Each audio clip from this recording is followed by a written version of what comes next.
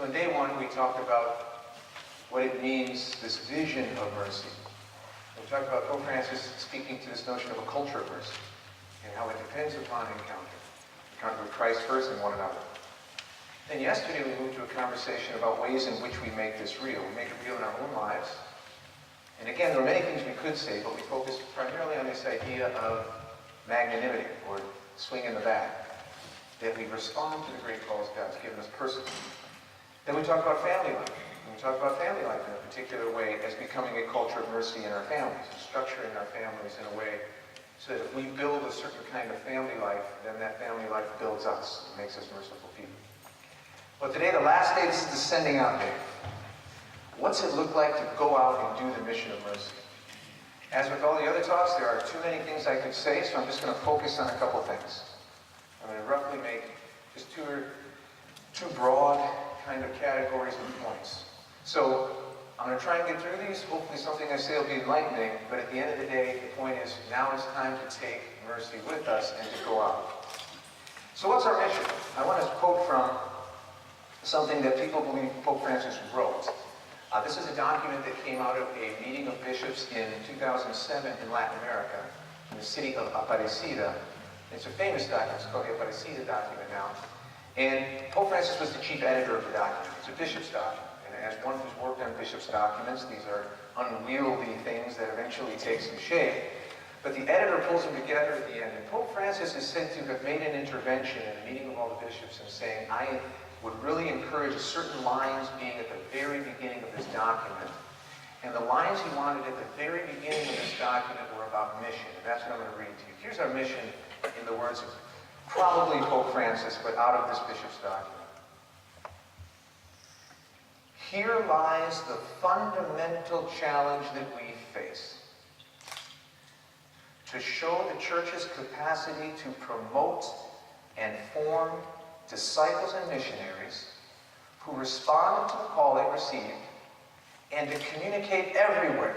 To communicate everywhere. What? To communicate everywhere in an outpouring of gratitude and joy. There's the joy. The gift of the encounter with Jesus Christ. We have no other treasure but that. We have no other happiness, no other priority, but to be instruments of the Spirit of God as church, so that Jesus Christ may be known, followed, loved, adored, announced, and communicated to all, despite difficulties and resistances. This is the best service, his service, that the church has to offer the people of the nations. That's it. The mission is to see that Jesus is known, loved, adored, honored, followed.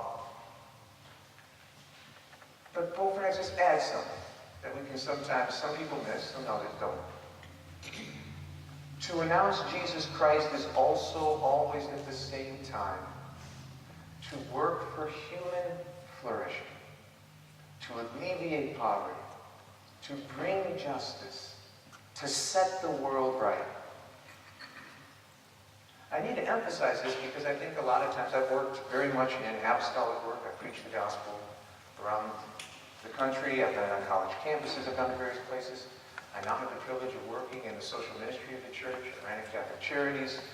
And you can sometimes get into these two worlds. Worlds that are concerned now are worried about policy and making sure we have just laws. I know I'm not doing a great job at that. I'm trying.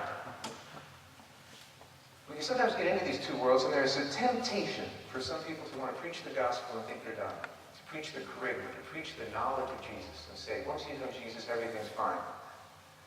These other problems you have, great. God will maybe take care of them, but all I want you to do is accept this encounter with Jesus. There's also a temptation on the other side for people who just want to alleviate material needs. Make sure people alleviate poverty, bring justice. Great things. These are part of the gospel. And I think the thing we need to remember, particularly in the United States, is that these things have always been integrated.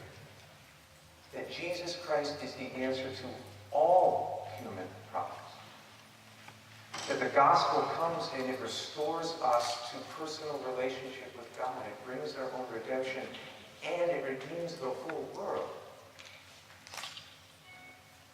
That the gospel touches not only our personal lives, but the political world, the social world, the economic world, our exchanges with one another, our relationships. Because it's the love of God for the whole human race. It's for all of us. Think about your children. When would you ever go to your child who you love and would be willing to die for? This child who, when you see suffering physically, how many of you have made this prayer? I'm sure you have. Lord, let me suffer, not my child. I'd rather take this on, not my child. Remember when I took my baby girl in for eye surgery once? And I remember she's just sitting there, she's terrified. She's trembling. 3 years old, and I'm the one who's got to hold her while they put her under the anesthesia. And she's looking at me, and I just said, just look at me, trust me. And the doctor's coaching me, they say, just count with me, trust me. She's looking at me, and I'm thinking, if she never wakes up, the last thing she'll have seen is me looking at her eyes saying, trust me. Well, Lord, let me be there. Let me be in that place. Well, think of that deep love. Now, how many of us would ever go to our children and say, you know what, right now I'm only concerned about your material needs. Your spiritual life is not important. That if our child came to us and said, Dad, I'm trying to understand the meaning of life. I'm not worried about that. I just want to make sure you have food. And on the flip side, which one of us would ever look at our children who came to us and said, Dad, I'm hungry, I'm thirsty? Well, actually, are you praying? Because that's all that really matters. As long as you're just praying. Food and habit, we don't have to worry about that. No, love doesn't separate these things. Christ doesn't separate these things. The gospel is fundamentally the good news for the whole human race in all its dimensions. And so the mission we have is twofold, not separate, but there's 2 dimensions to it. To preach the charisma, to bring people to this encounter. Because, by the way, you and I can't convince anyone to be a Christian. That's not in our power. You do not have the ability to convince anyone to believe in Jesus Christ. That is God's own act of grace. All you can do is say, you know what, there's someone I would really love for you to meet.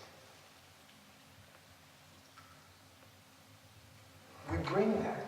It's twofold. It's that piece and the other piece. But where we see a need, we meet it. That's what Christians do. That's what they've always done. The great story of Jesus healing the paralytic. Remember, he's in Capernaum. And he's preaching, and he's in a household. And it's so packed, no one can get to him. So some guys who want their buddy healed, they've heard this guy. So 4 guys get here, their buddy, they're actually going to go through the roof. And they lower the paralytic down. They're just dying to be near Jesus. Now, they're lowering the paralytic down. What are they expecting? They're expecting he can make this guy walk.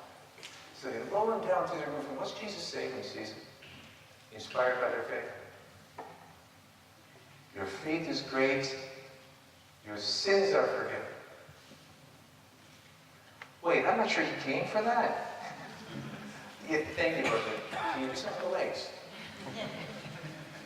Your sins are forgiven. What is the first healing act of our Lord?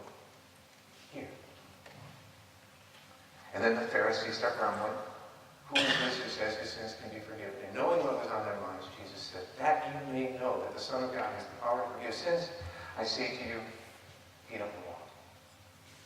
The Lord is always healing fully, individually, and the whole human race. He's trying to heal our relationships. He's trying to make sure we have a just social order. Now, don't get me wrong, it's never going to be perfect. Fallen world. This is not some utopic dream. But here's our mission. Our mission is with our mouths to say Jesus Christ is Lord and God. Let's see if we're redeemed. I'd love for you to meet him. And our mission is to say, what need do you have? I can meet that. Our mission is to identify injustice and do something about it. Our mission is to see a need and to try and make everything we can do to deal with that. That's our mission. We don't need to separate it. It's all part of the same. Mother Teresa wasn't some days going, today I'm going to be preaching the gospel and tomorrow I'm going to be doing works of mercy. Mother Teresa was always doing both. They came together. Healing, holding, loving, telling about Jesus. This great story of someone dying in her arms. We've never known love. And he's caring for this man, and this man looks up to her and looks into her face, and he says, thank you. Thank you. He's dying. All that she's giving him is just dignity as he's dying. And she says to him, "Can I tell you about Jesus?" And the man says to her, "I don't know. Is he anything like you? Is he anything like you? Because if he's like you, okay." They're both together. So the fundamental point we need to remember is that our mission is twofold, but it's not a separate mission. It's twofold. It has different dimensions. And we're going to serve in different ways. Different people have different gifts. They're called to different areas. I've had people who devoted their lives to seeing that no one they know is ever hungry or treated unjustly, to rescuing people who are being humanly trafficked, to going into places where there's no justice and trying to bring some justice. I see people who can preach the gospel and sharing the gospel continually throughout their lives, speaking the charisma over and over again. There's this Jesus who wants to know you. But they're always together. It's a church's full mission. So the first point I want to make, as you go forth from here, as Pope Francis said, Benedict XVI said, John Paul II said, Pope Francis and Evangelii Gaudium especially, there's no such thing as separating these two. Every single Christian is called to be a missionary, to preach the gospel and to heal the world. So it's both. It's absolutely both. And we want to keep those close together, otherwise we'll get some false visions of how the world works. The gospel touches every aspect of human life.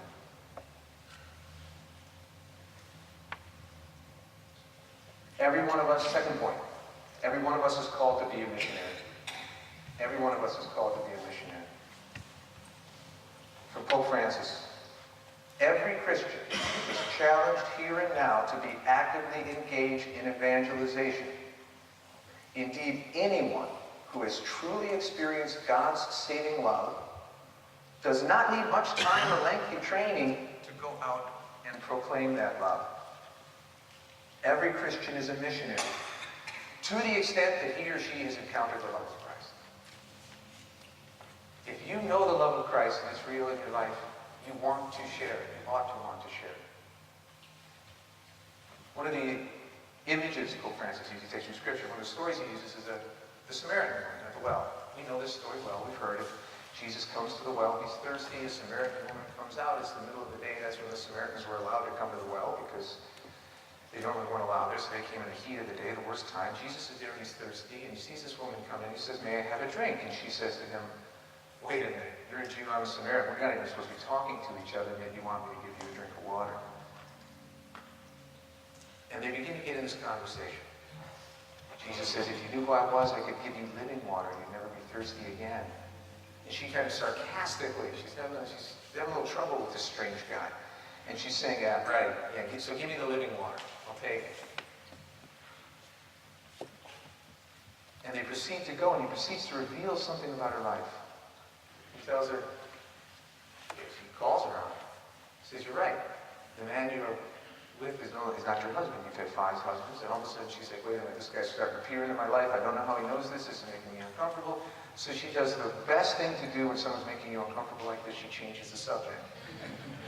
She says, "No, wait a minute, we worship on different, bring up theology. That'll always get you on some of these things. There's a theological point. Which mountain should we worship on? You know what I mean?" And he brings her back. But what happens after the Lord has touched her life? What does she do? She goes back to the village and she tells all her friends, "Come see the one who told me everything about my life. Come meet him." That's evangelization. Just come meet him. And the gospel goes on to say that they came out, they listened to him, and at the very end it says, they say, these people who came from the town, "We first believed because of the testimony of the woman. So because of her testimony, we came out here to listen to you. But once we met you, we believe because what you have said." Every one of us is called to invite others to meet this Jesus. And then it's Jesus' work. It's not us trying to convince or win an argument. Especially in our culture, arguments don't work. You can out-argue someone, it doesn't matter. You can't trick people into becoming Christian. You just tell them there's someone you should meet. It's a natural human thing. We do it all the time. You see a good movie, what do you want to do? You want to tell other people, "You gotta go see this movie. It's a great movie. There's a good here. There's something I want you to see or watch." And here you and I have been touched. We've had an encounter with the love of Jesus Christ. All we want to say is, you have got to meet the one who changed everything, who told me everything about my life. And then it's up to the drama, the decision, that great story of every human life as they encounter Jesus Christ. Then they work that out. That's theirs. We can make our kids be Christian as much as we wish we could. I can't tell you how many times I speak and have parents come up to me and say, we did everything right. We took our kids to Catholic school. We made them go to church. We raised them the way that we were raised. And now they're older. They don't go to church anymore. It's a great tragedy, but it's the reality that every human being is their own drama. They're free. And all we can continually say to them is, encounter is that there's someone you need to meet. He's still waiting. He's still there. He wants to say something to you. I remember when I was doing evangelization in college, there's one guy I got into. I was at the University of Michigan, and one came a dear friend. We were talking, and he had been reading Nietzsche a lot. He'd been reading a lot of atheistic philosophers. And Nietzsche's the smartest of them all, and profound arguments for atheism. And we were going back and forth, and we'd argue late into that. It was college. We'd argue late into the night, and you stay up too late, and you wonder why you missed your 8 o'clock class. And up late, and I remember one night I just said, look, I'll just use a fictional name, Bob. I said, Bob, look, Jesus is real. If you want to meet him, just ask to meet him. I can't convince you. I'm not going to win this. And you go do it. It's on you. I'm done. You've been through the arguments, etc. Just go meet him. That night, he was up all night praying. He went up and he said to God, he came the next day, he was so excited. He said, last night I was up late and I just said, God, if you're really there, I want to know. You got to prove it to me. I just want to see. I really want to. So this was a sincere ask. He was not pretending. And so he said, he picked up his Bible, he opened it, and he opened it up to Proverbs, and it was all about wisdom, all about knowledge. And he had a profound experience. He had an encounter. All evangelization was in that case was simply saying, go meet him. He's there. A lot of evangelization is just invitation, you know. Just invitation. Hey, why don't you come to church? I want to read something. Let me tell you about something. Pope Francis calls it informal evangelization. That kind of evangelization that comes when you're just sitting down talking to someone and you're having a conversation and you're asking about their needs and their life and what's going on. The key to evangelization, he says, it starts with listening. You're sitting with someone, you're hearing what's going on in their life, and maybe at a certain point you say something like, well, can I pray for that? I can pray for that. Can I pray with you? Here's something that's helped my life.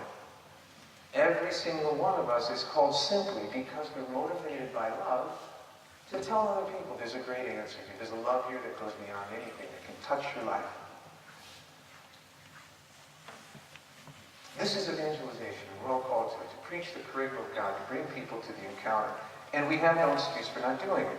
Pope Francis also says every one of us is called to care for, bind up, and heal the wounds of the world. And none of us can say we are not called to doing the works, corporal works of mercy. None of us can get out of those either. Every one of us is called to work to heal wounds, to pursue justice, to look out for the good of each other. So this is our great mission. But note what it's motivated by, y'all. It's motivated by our love of God, our encounter with him. If we're in love with him and we know what he's done, then we can tell people confidently. And you don't need great training for this. You don't need to be able to win every argument. You don't need to be able to explain why natural law says this or that about human beings you're supposed to marry, or how you explain evil in the world, which is one of the great questions and a fair question people can ask us. How can a good God allow you? You don't need to know all that. It's good to know that. And I would encourage you as missionaries to learn these things and study. This is a good tool. It's not essential. What's essential is to say, I met someone, and he told me everything about my life, and he can for you too. Take my word for it just to go meet him, but then it's up to you. This is our great task, and we're all called to it. It's not the end of the world. It's not the hardest thing in the world. You have to stand in front of 1 million people and somehow preach the gospel effectively. Frankly, I don't think that works that well. The gospel has always proceeded person to person, heart to heart, and quentin. It's always proceeded in conversation, especially in our world. Our world's so loud, it's always talking at us. We're sick of hearing people talk to us. We don't believe anybody. We're in the middle of an election when you don't believe anybody. Everybody's lying. We hear noise constantly, people telling us how to live, how not to live, and we just want to start brushing it off. I've heard it. We live in an age in which people feel like they've already heard the gospel and it's old and it's tired. We tried that. What's that old Jesus stuff? Forget that. When we're talking, we live in an age where people can spot phonies. You know, people are faking it, when they're overacting, when they're being too dramatic. They try to convince me of something. They're trying to cajole me into something, trying to trick me into something. Words have gotten cheap. What works is relationships.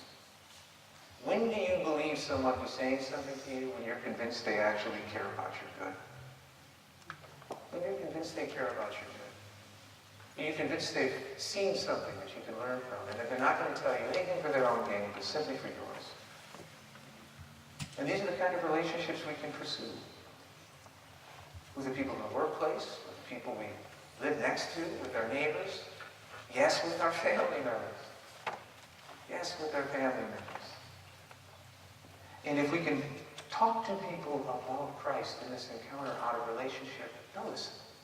They'll listen. We listen to people we know care about us. So this is what it means to do evangelization. It's not being some great speaker. It's not having gifts to move the mountains. It's not even necessarily performing miracles. Oh, blessed be God, He still does perform miracles. And they're a great testimony to His love. It's about sharing an encounter that's motivated by love.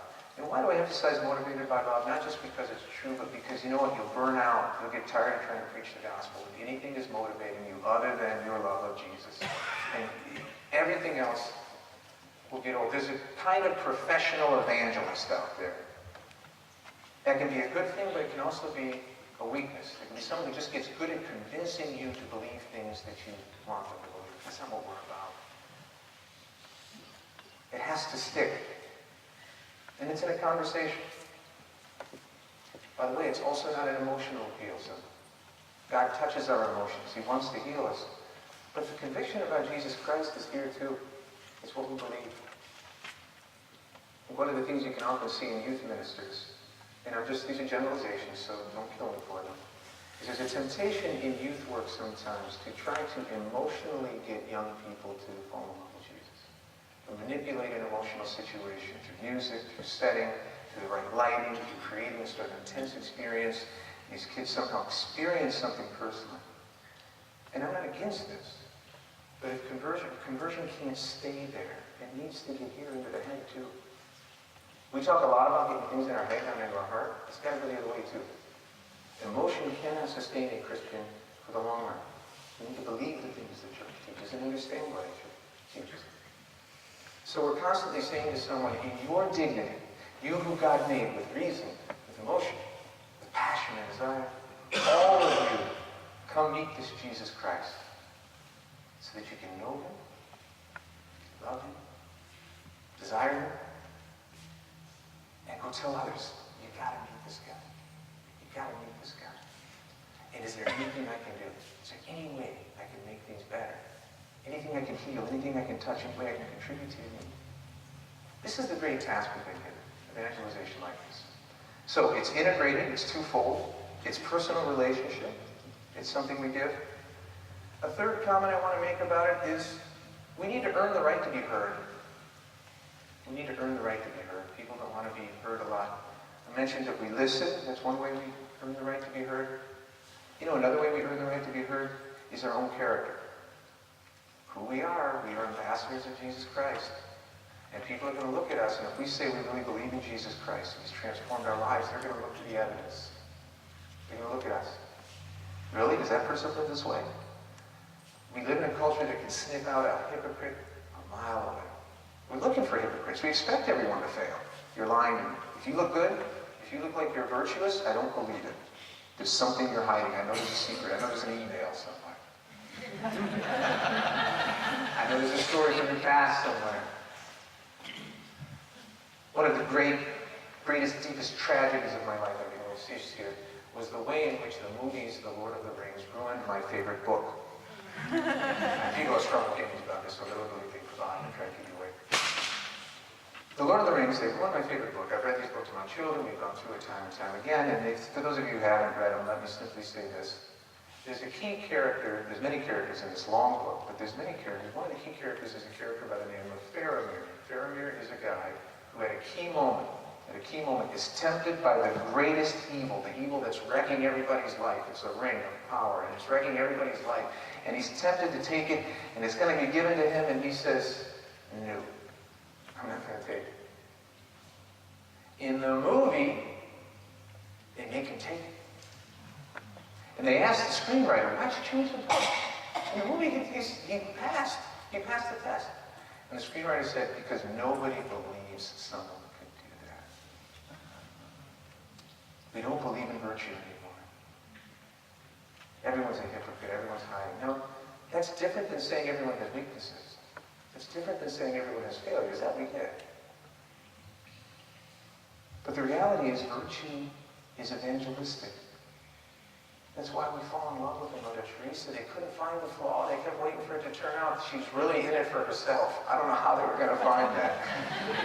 Yeah, really. It's making her really happy to do those things.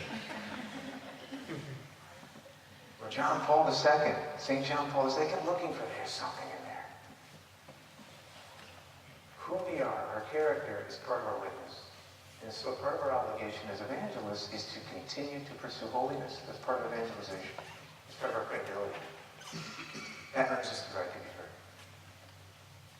A third thing that earns us the right to be heard is our witness of love.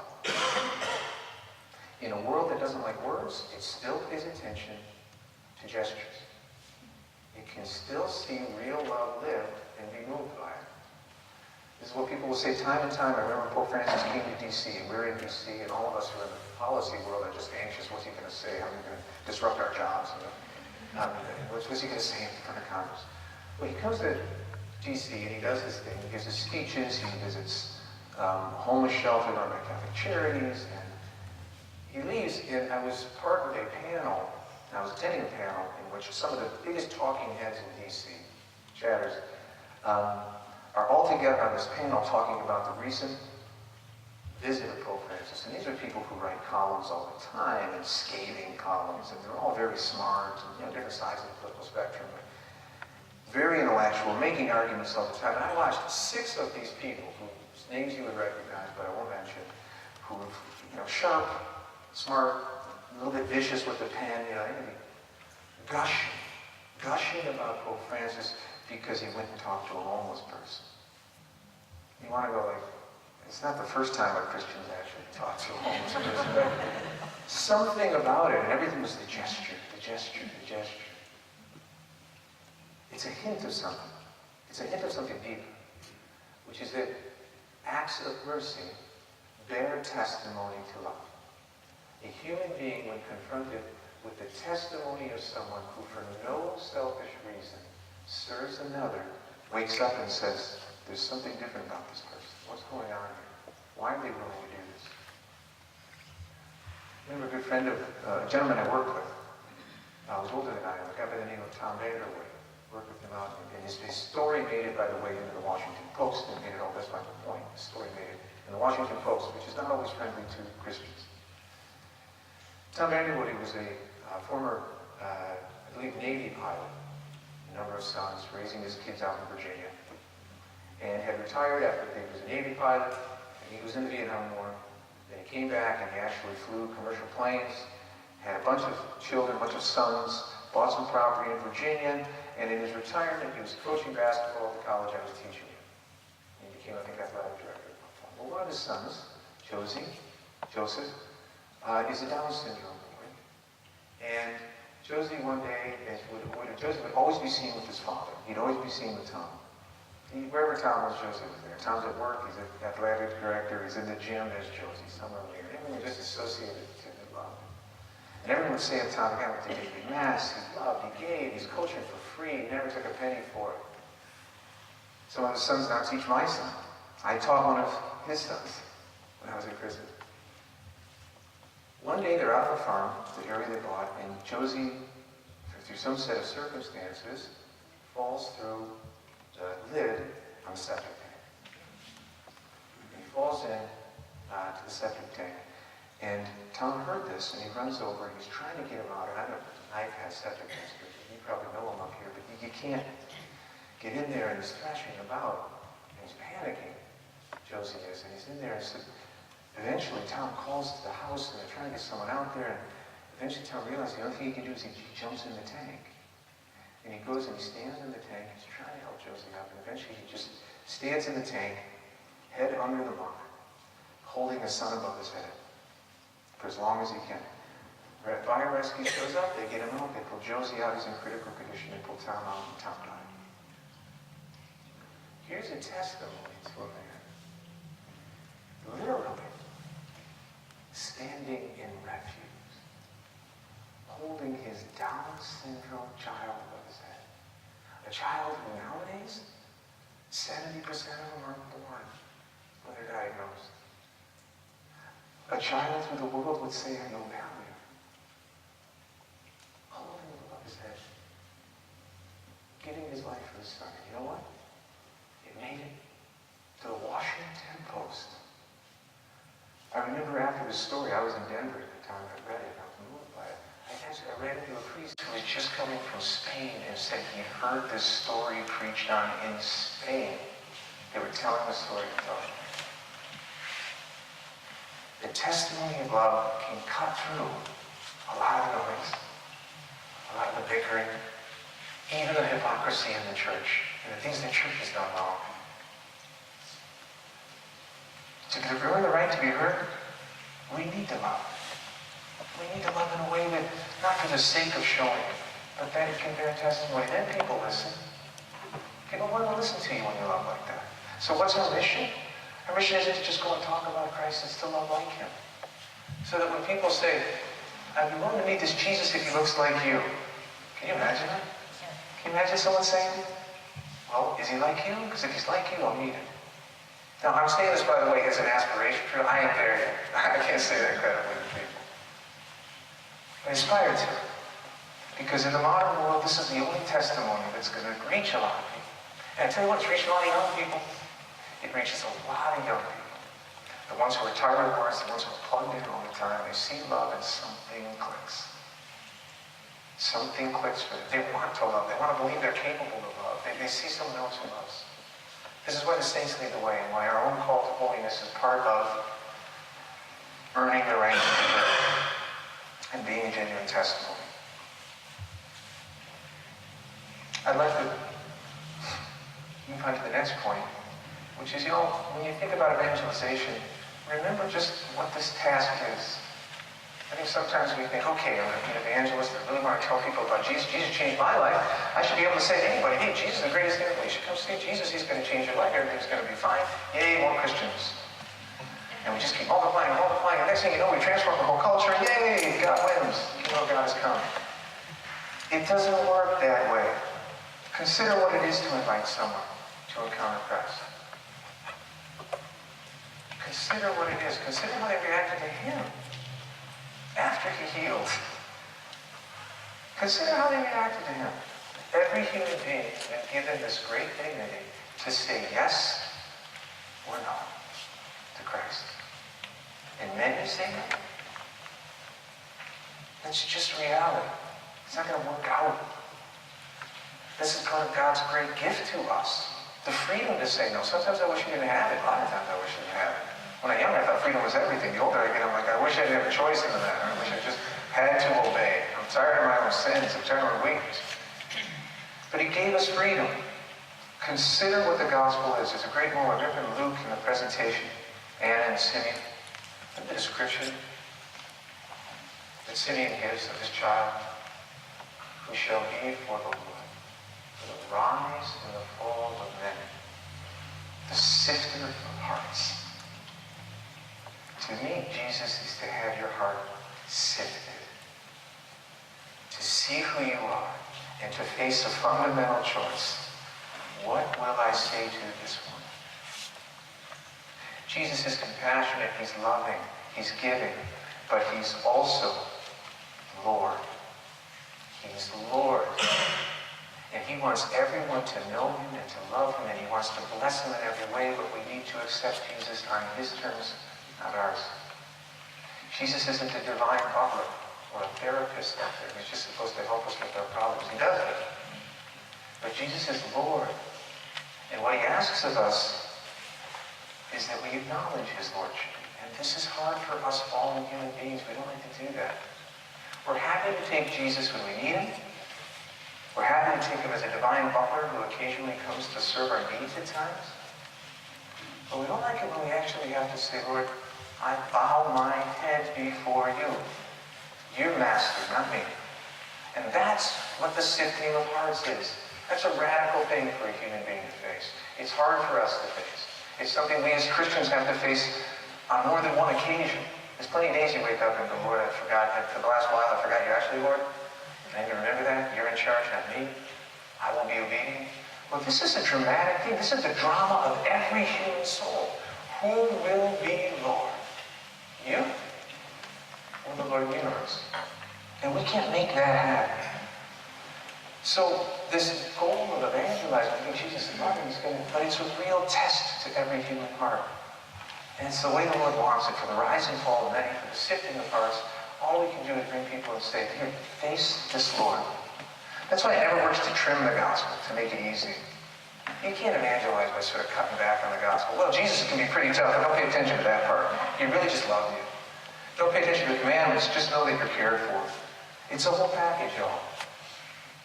You ever notice that's how Jesus treats us? Rich young man comes to Jesus. A beautiful moment. The rich young man comes to Jesus. I love Mark's version of this in Mark 10, because it says the rich young man has been waiting for Jesus to come. Jesus comes, walks up, the rich young man runs up to him and says, "Oh Lord, what must I do to be saved?" The Lord loves when we answer this question. And Mark says, the Lord looked on him and loved him. The Lord looked on him. The Lord loves when we ask that question. Lord, what must I do to be saved? The Lord looks on his blood. And he takes him through a series of questions. He's sifting his heart. Tell me this. Have you followed the second part of the Decalogue, the second part of the Ten Commandments? Have you loved him in these ways? I have followed these for all my life. And then there's one more thing. Give up everything. I'm Lord. Give up everything. The great sift. The Lord wasn't content with the first answer. The Lord doesn't take disciples on the cheap. He's not trying to trick us. He's not trying to fool us. He's telling us, I'm asking everything. He's not trimming. I've done evangelization. There's times when I read that passage and I go, stop there, Jesus. Don't push him too far. He might run away. Which is what he does. You notice, by the way, he walks away sad? Because he had a moment of greatness that he walked away from. Remember the cheating? Let's say this moment of cheating. He walks away sad. Jesus never takes us to cheating. John 6, when he's teaching us about the famous bread of life discourse, he's teaching us about the Eucharist. If you follow that through John 6, there's a whole series of questions, and Jesus just keeps upping the ante. He keeps saying, you're having trouble believing this? Well, now you need to believe this. The crowds, they follow him across. He's clearly walking across the water. They follow him across. They catch up to him and say, found you after you did this wonderful miracle yesterday, feeding us all. Tell us more.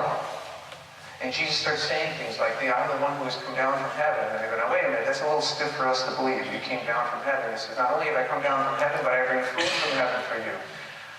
Okay, well, where's the food? Wait. I didn't agree to the first one, and now you're upping it again, and you're saying, now you bring food from heaven. How can you bring food? How can you say, you have trouble believing I bring food? Well, you know what? Wait till you see me ascend again to heaven. Ascend? Wait a minute. I didn't agree that you came down again. Now you're going to ascend. And then not only that, and eventually he gets to the flesh. You're going to eat my flesh. And what does that make people start leaving? And then he's looking around, and who's still with him? And he looks at his own disciples. And he just says, Lord, what else can we do? The Lord doesn't take disciples on the cheap. He's inviting us into a relationship of love, of care. He gave everything for us, but he is still Lord. So we shouldn't be surprised when people react to that.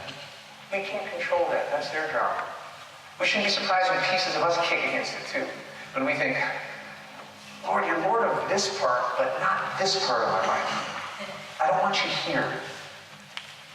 This part of me I don't want to change. This part doesn't belong to you. It belongs to me.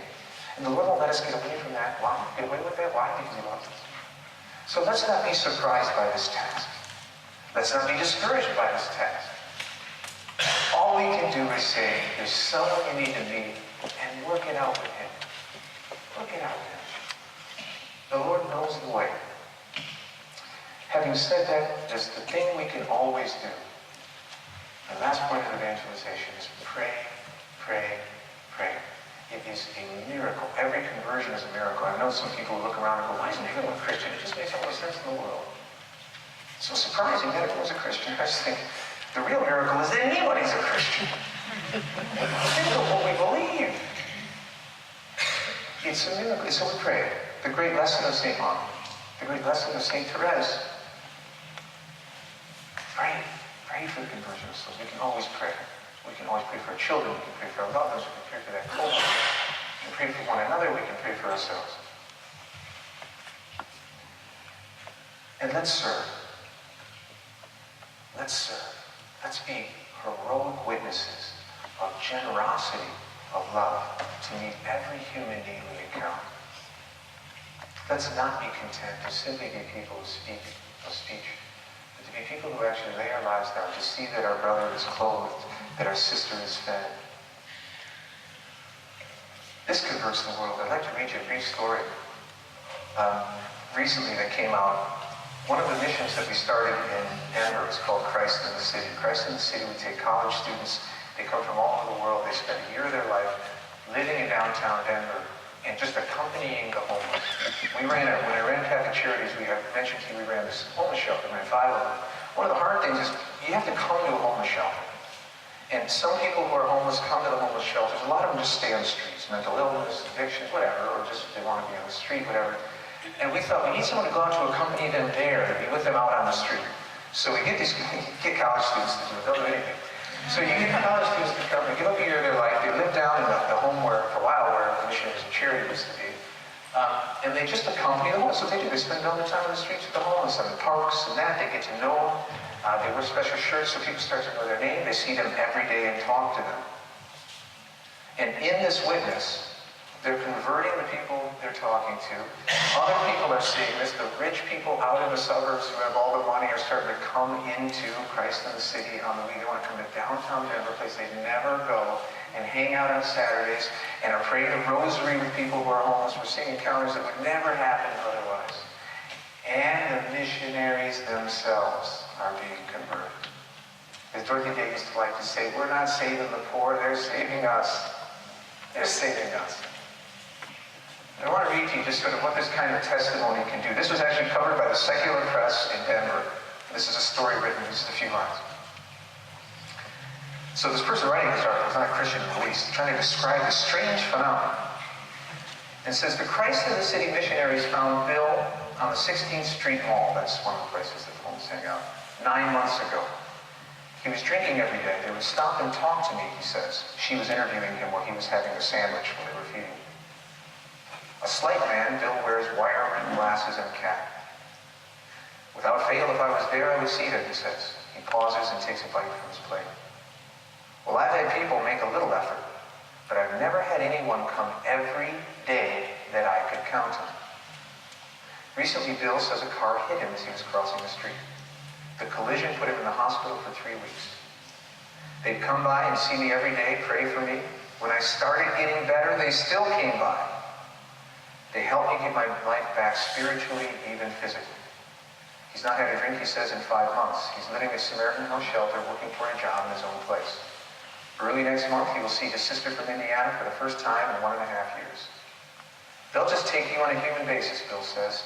People who've been in the position I was in, we just don't have many people who we can talk to on a normal level. He's quiet. This lunch is wonderful, he says, in a soft voice as he sits on the grass eating. But that doesn't even touch what they've done for me. I got a lot of my dignity back from them. I don't know how to put in words how thankful I am. And here's the thing, you go talk to the missionary, I know the missionaries, some of the ones who talk to Bill. Bill changed their life. And you talk to them, and you talk to the donor, who's one of the key donors, the many donors who've now started supporting Christ in the City, whose favorite thing to do is now spend Saturdays down giving sandwiches, praying the rosary with people on the street. He knows them all by name. He took me on a tour of Christ in the City. He's introducing me to all these people. This kind of witness can transform the world, y'all.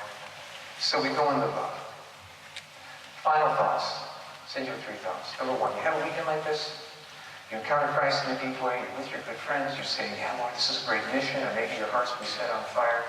I promise you, 2 weeks from now, you're going to think this weekend, you're tempted to think this weekend was an illusion and it was a fake. Oh my gosh, what was we thinking? That was kind of cool, but now I got to get back to real life. I was excited for about a week, then I got back to things, and here I thought the whole world was going to become Christian, and I was all excited. And now I just don't want to wake up in the morning, and it started raining again. It's going to rain forever. It's going to be dark. And that's just a lie, y'all. It's just a lie. This is real. If the Lord's touched you, if He's given you a mission, if He's called you to greatness, if He sent you out to do something, if you can see a way forward, the most important thing you can take from here is not enthusiasm. Enthusiasms come and go. The thing you can take from here is commitment and perseverance. Lord, I'm in. I'm in when I feel like it, and I'm in when I don't feel like it. Because as we said many times, Christianity is the only battle that you win as long as you keep fighting. If they kill you, you win. You're a martyr. It's actually a testimony that converts the whole world more than anything else. You can't lose. You can only quit. So don't quit. You're going to walk away and you won't. You think, was this real? Second thing I say to you, stick together. Some of you came in small groups from different dioceses. The key to evangelization and Christian life together, bearing witness, is you do it with one another. You need testimony of one another. One, it gives you strength, but two, it's also a testimony to the wider world that friendships work, that people can in fact love one another, that they can bear differences, that they can even stick together. The church's key witness, one of the key witnesses, and I think particularly in this political moment, is unity. We have to be united. And so we need to fight for unity in the dioceses and our parishes. It's unity around the bishops. We need unity. We need to bear that testimony. Two things happen with unity. One, it tells the rest of the world it's possible to really love and to be in relationship despite differences. It's like a long marriage. You go, marriage is possible. It is. The second thing unity bears witness to is it commands God's blessing. I remember when we were doing evangelization on college campuses, our friendships alone were evangelistic. People were like, I just want to be a part of those guys. They have a good time together. They enjoy one another. They're a testimony to love. One of our favorite things to remember, Psalm 133. Perhaps you know this psalm. And I leave you with this. To pursue unity in this great mission. Psalm 133. Behold how good and pleasant it is when brethren dwell in unity. It's like the precious oil upon the head running down upon the beard of Aaron. It's like the dew of Hermon that falls on the mountain of Zion. For there the Lord has commanded His blessing, life evermore. The world is seeking life evermore, the living water, and they'll see it in our unity. Y'all, it has been a joy to be with you. May God bless you in all your great mission and your work.